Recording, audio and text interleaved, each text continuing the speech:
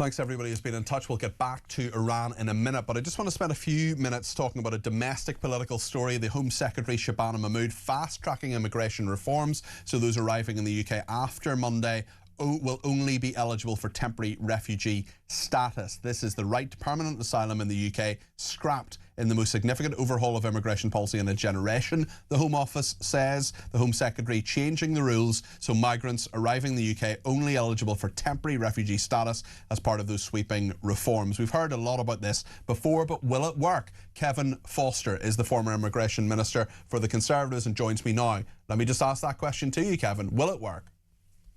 Yeah, it'll certainly have an impact. It's something we looked and actually legislated for doing back in 2022 in the Nationality and Borders Act. It's all part of removing that incentive to basically pay a people trafficker, get yourself to the UK and then get an immigration status as a result. So no, she's right to it. She's also right to do it with short notice as well, because what you don't want is a longer period of notice that creates a closing down sale effect where lots of people try and get into the country before it comes into effect. So that's why she's right to announce that it comes into effect within a week rather than say, let's say next month.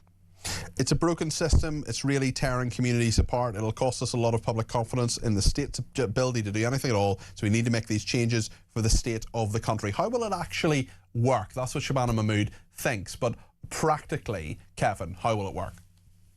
Well, practically, it reflects what we've seen in some other countries. I think Denmark is the example she's been citing, where rather than someone getting an asylum claim and then after a few years being able to apply for permanent settlement, they're constantly reviewed. Now, you might think, well, what impact would that actually have? So let's say, for example, 30 years ago, you and I will remember, you may just about, Peter, if you're a little bit younger than me, the situation in Yugoslavia. Well, at that time, people could get asylum from somewhere like Croatia. There was a war on. Well, clearly now, Croatia is a member of the EU. It's a country that's perfectly peaceful, and many people watching this show would happily take a holiday to.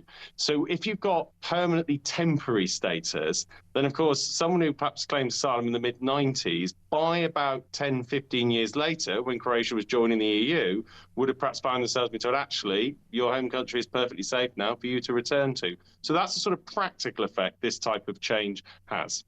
Yes, and very interesting on that. I just wonder, I mean, if there, I was often been told if there's a consensus, it is wrong. Are there people who are against this? Are there people who think, well, clearly the left will say this is unfair or that we should be bringing in asylum seekers left, right and centre? I just wonder whether you think it will lead to a lower number of people coming to this country and get a grip on the immigration system.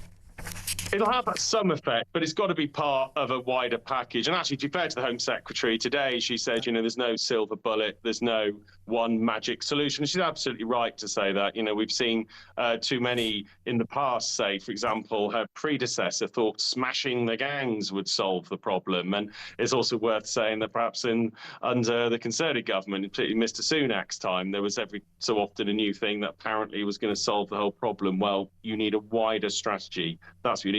This is part of it, reducing the incentives to come. This is what this falls under. But you still need to, yes, do law enforcement work. You need to do your work around working with other countries. But also you are going to have that decision of how you remove people from the country, particularly from countries that you're unlikely to be able to send people back to, either due to the situation there or due to a government just point blank refusing. And we don't have that many levers. You know, we don't do that much trade with places like Eritrea, for example. Kevin Foster, thank you. Former Immigration Minister Kevin Foster.